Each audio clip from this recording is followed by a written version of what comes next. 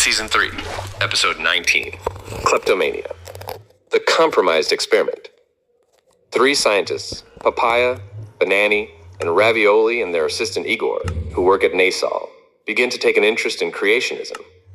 Alarmed by this, their superiors send them to see a psychologist, Professor Fagioli, a questionable figure determined to get them fired by making them look insane. We're in Professor Fagioli's office, where Ravioli is undergoing evaluation. Fagioli. All right, we've noted the stress eating and also the fish in your pocket. Fagioli pauses and flips through Ravioli's file. Fagioli. But here I see a third issue to address. Let's talk about the particle accelerator incident. Do you remember Ravioli? Flashback nasal lab, particles breakfast section. A high-tech setting full of screens, chrome pipes, and automatic pizzetta dispensers. The particle accelerator is ready for the most important test of the year. The technician in charge is Dr. Atomini, meticulous, bespectacled, slightly nearsighted even with glasses. Ravioli watches him from behind a column with a hungry gaze, not for food but for the glasses. Atomini, speaking into the microphone. Cooling system, check. Synchrotron frequency, check. Glasses, where are my glasses? Ravioli, hidden in a corner, slips Atomini's glasses out of his pocket. He examines them carefully, puts them on, glancing cautiously around.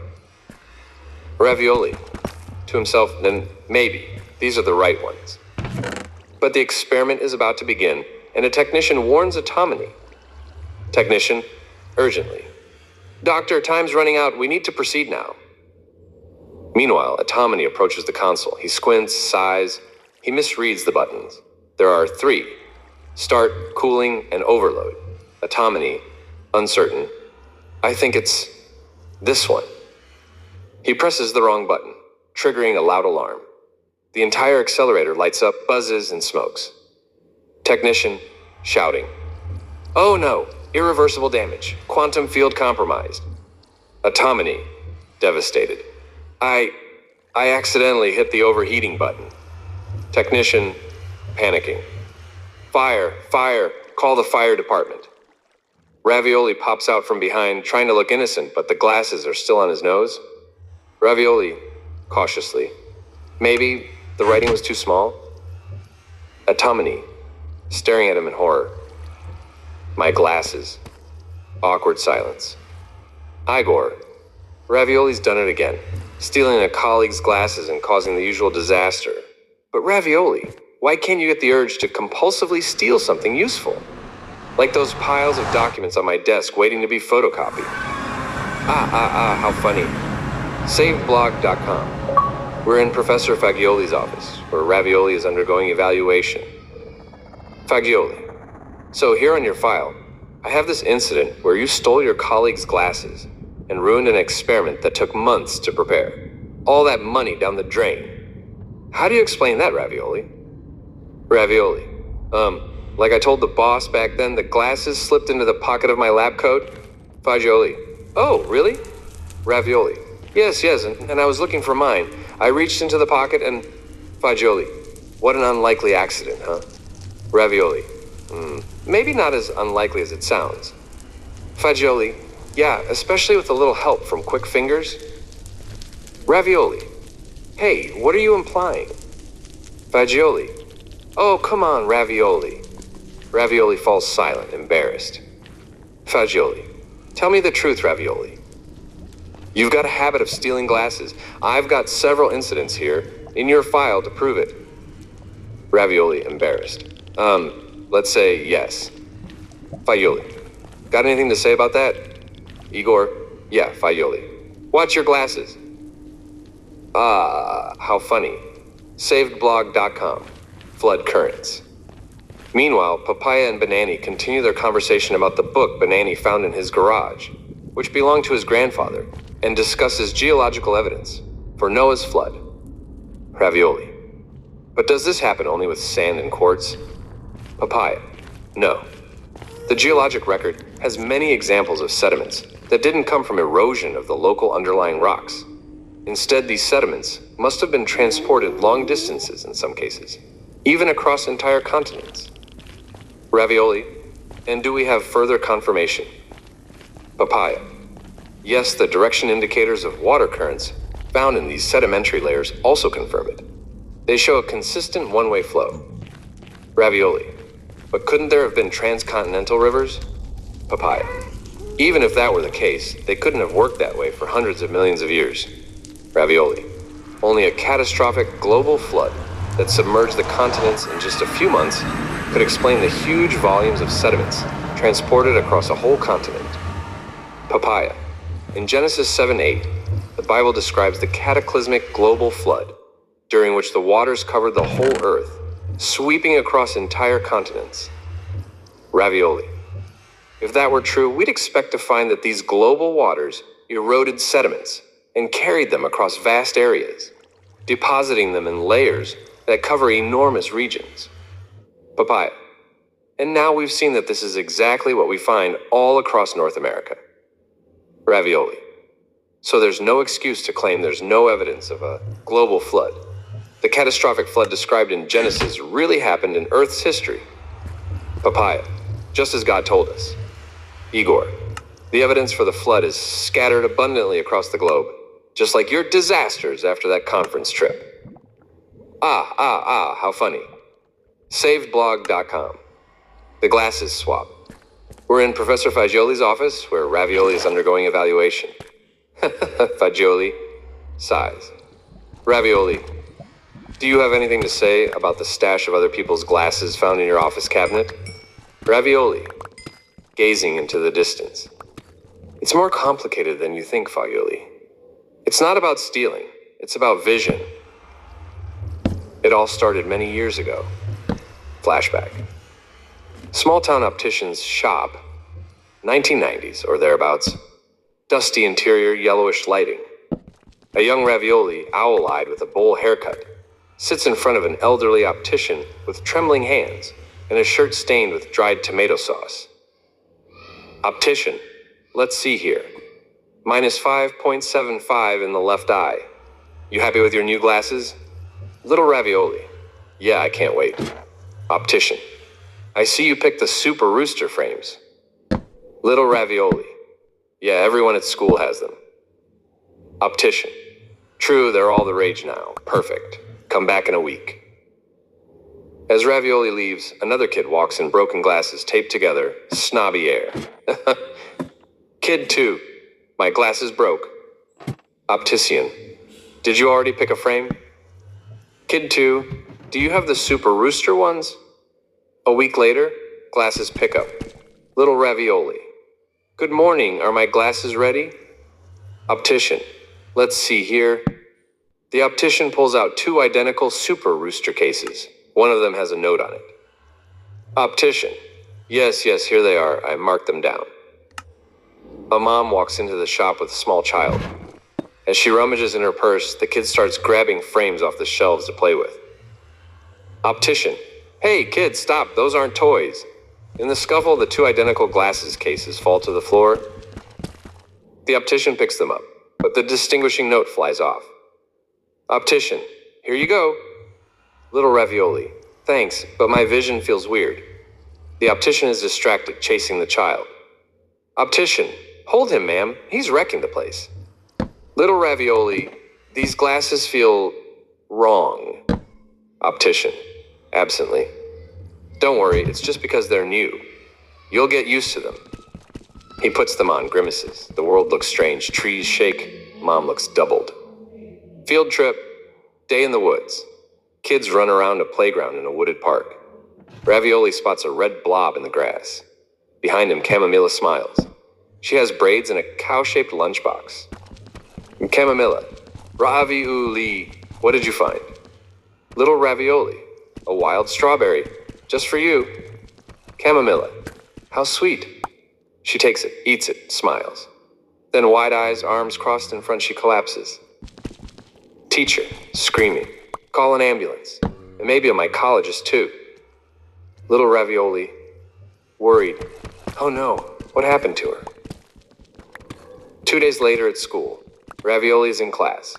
Teacher, children, just letting you know Camomilla is doing better and is being discharged today. Little Ravioli, guiltily. Phew.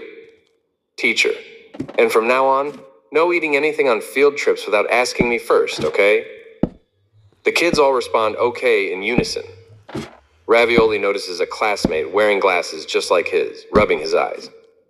Kid 2, these new glasses, I can't see a thing with them. Little Ravioli, me neither, but no one cares. Kid 2, let me try yours. They swap glasses. Silence. Kid 2, oh, wow, I can see now. Little Ravioli, wait, me too. Back to the present Fagioli's office. Ravioli? You see, Fagioli, that little girl had a close call because of me. Fagioli, you had a crush on her? Ravioli, yeah, but she never spoke to me again after that. Fagioli, and that's when you started coveting other people's glasses. Ravioli, yes, you see, Professor. It feels like maybe if I try them on, I might see better. Even though rationally I know that's not true. Fagioli, writing notes. Well, it's, Igor. Ravioli steals other people's glasses. Especially at lunch in the cafeteria. Banani, hey, why? Igor. So he can steal their dessert too. How funny. SaveItBlog.com. Final questions. 3 scientists, Papaia, Banani, and Ravioli, and their assistant Igor, who work at Nasal, begin to take an interest in creationism. Alarmed, their superiors send them to a psychologist, Professor Fagioli, a shady character determined to get them fired by making them seem insane. We are in Professor Fagioli's office, where Ravioli is undergoing evaluation. Fagioli. Let's get to the point, Dr. Ravioli. Your colleagues claim you've expressed sympathy for creationist ideas. Is that true? Ravioli. Well, it depends on what you mean by creationist. Like the universe had a beginning, and everything that has a beginning also has a cause. And without the universe and without a creator, there would be nothing, because nothing comes from nothing. Fagioli, stop that immediately. We don't care where the universe comes from. We care about confirming the Big Bang. Ravioli, yes, the Big Bang. I believe in it, I do. I'm not saying an explosion builds things. Fagioli, you know very well, Ravioli, that it's not just a simple explosion. You should know that better than me. Ravioli, right.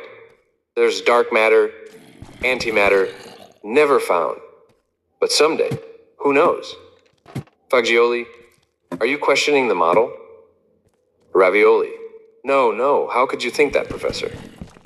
Fagioli, the Big Bang is true because scientists and textbooks say it is. Are you by any chance questioning Nobel Prize winners? Ravioli, scared. No, of course not, Professor. I'd never dare. Fagioli, are you sure, Ravioli? Who are you to question? You're nobody. Ravioli jumps in his seat. Ravioli, of course, I'm nobody. Fagioli, and that book of yours? The one you talk about to everyone. The one with the 5 facts. Ravioli, well, yes, maybe I've mentioned it a bit. But it's because I find it so, how can I put it? Crazy. Fagioli, crazy, huh? And why? Ravioli, because it presents 5 historical facts. The crucifixion of Jesus. The fact that the disciples were sincerely convinced they had seen him risen in the flesh. The early creeds of oral tradition, like the one in 1 Corinthians 15. 3:7, affirming Jesus' divinity, death, and resurrection, and dated just a few years after his death. Then Paul's conversion, a former church persecutor who claimed to have seen the risen Jesus with his own eyes. And James, Jesus' brother, who went from skeptic to leader of the Jerusalem church and eventually died for his faith. So, the resurrection is the only explanation that accounts for all 5 facts. Crazy, right? Fagioli, yes, and you fall for it like a fool. Who said that? Some preacher? Ravioli, well, actually, it's what the critics say. I mean, liberal scholars, the ones who don't believe in supernatural events. Fagioli, wait, are you saying these facts are accepted even by critics? Ravioli, exactly, and not only do they not believe in Jesus, They actively look for errors and contradictions in the Bible. Fagioli. Exactly, and you fall for it like an amateur. They use the Bible to prove the Bible. It's a vicious circle, Ravioli. Ravioli. No. There are also external sources, and mainstream scholars analyze the New Testament like any other biased historical text. Fagioli. You're telling me the material comes from scholars who don't believe? Ravioli. Exactly. These scholars hold to a naturalistic position, but regardless of their personal beliefs, they're forced to acknowledge the 5 facts because of the sheer amount of historical evidence. Yeah.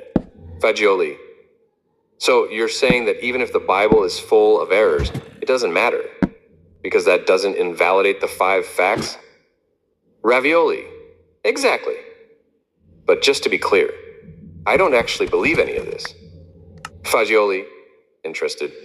Really? To me, it actually sounds like a pretty convincing argument. Ravioli. Surprised. Really? Fagioli. Yes, why not? Ravioli. If you want, I can lend you the book. Ravioli rummages in his lab coat pocket, pulls out the book, and offers it to Fagioli. The latter snatches it violently from his hands. Fagioli. Aha, gotcha, Ravioli. And I'm confiscating this book right now. Your superiors upstairs will find this very interesting. Ravioli. Oops. Fagioli. Dr. Ravioli, you must stick to conventions. You can't go around thinking about these things. These creationist statements are outright rebellion. Ravioli. Really? Fagioli. And do you know what we do to rebels, Tony?